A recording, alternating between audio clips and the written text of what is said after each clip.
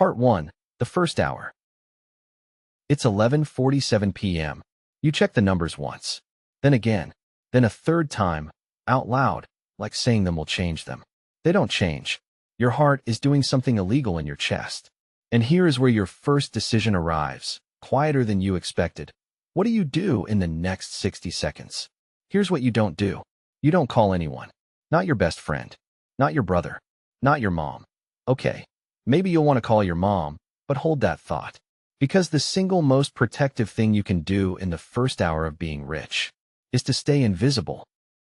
You take a photo of the front and back of the ticket. You sign the back. In most places, a lottery ticket is a bearer instrument, which means whoever holds it, owns it. And signed, it's a winning ticket. Signed, it's your winning ticket. Then you put it somewhere absurdly safe.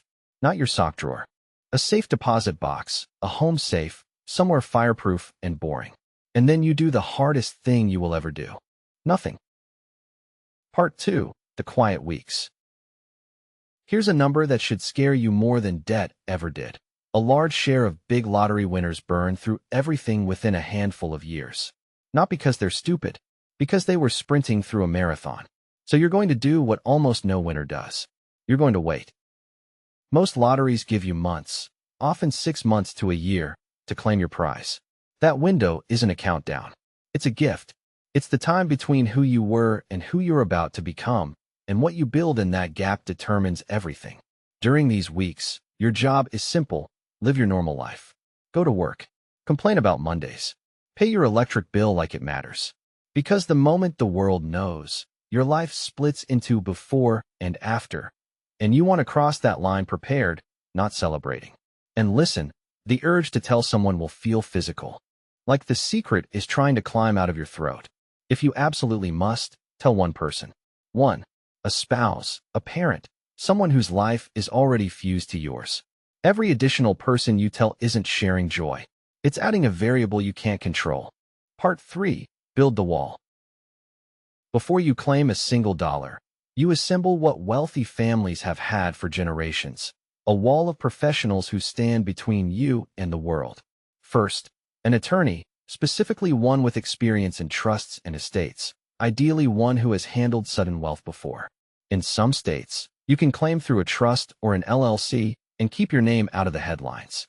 In others, your name becomes public record the moment you claim.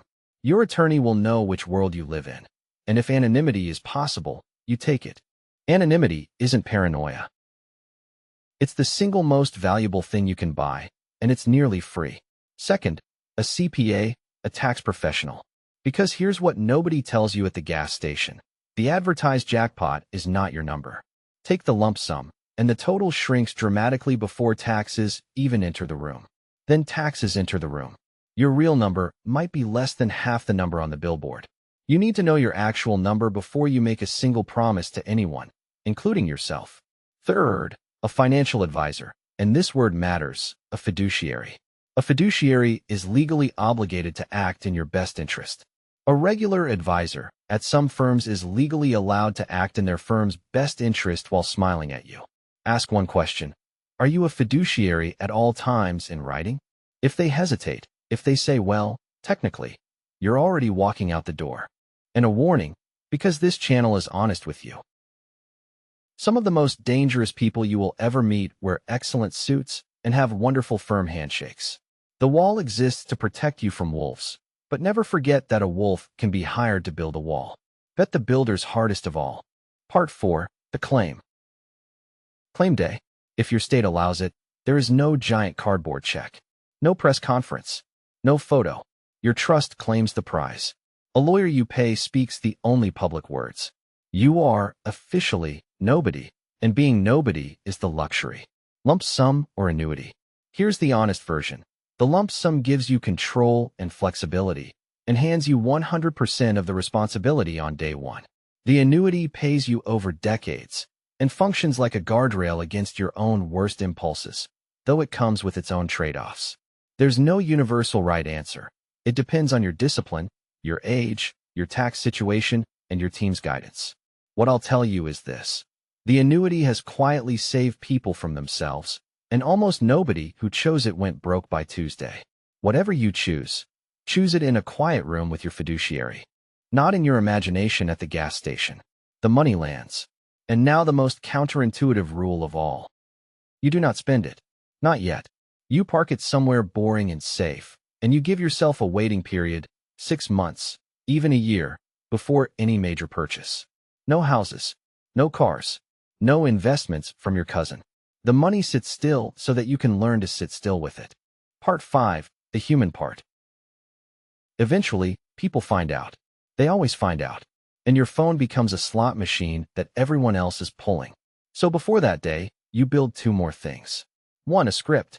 1 sentence, rehearsed until it's boring. All of that is handled by my financial team. I'll pass it along. You are no longer the decision maker. The wall is. The beauty of the wall is that it lets you stay the nice one. The team gets to be the villain. That's what you pay them for. 2, a giving plan, decided in advance, in writing. How much for family? How much for causes you love? Not because generosity is bad, because unlimited, unplanned generosity is how winners go broke while feeling like heroes. A plan lets you be generous forever instead of legendary for 1 year. And here's the part that matters more than the money. Keep 1 room in your life exactly the same. The same Tuesday dinner. The same old friends who knew you before. Because the greatest danger of winning isn't taxes or scammers. It's becoming a stranger to your own life. Part 6, the real win.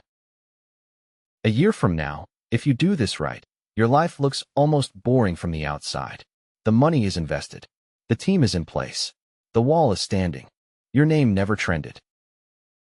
And your days, your actual days, are finally yours.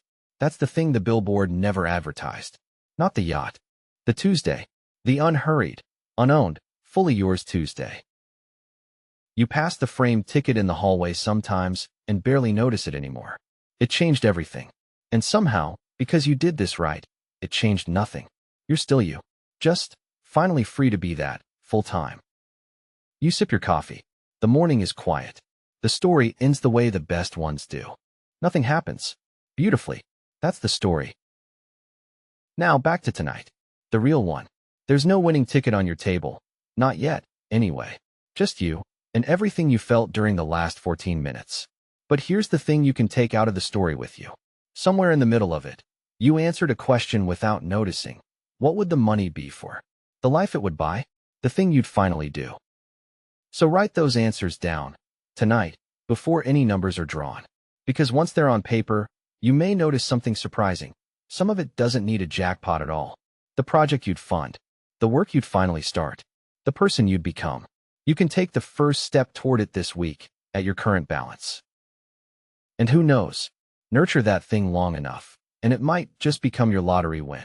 Until then, keep the order somewhere safe, right next to the dream. Sign it. Silence. Build the wall. Claim quietly. Sit still. Protect your Tuesdays. Because someday, maybe the lottery, maybe a business, an inheritance, or that project you start this week. The money is coming. And now, you'll be ready when it does.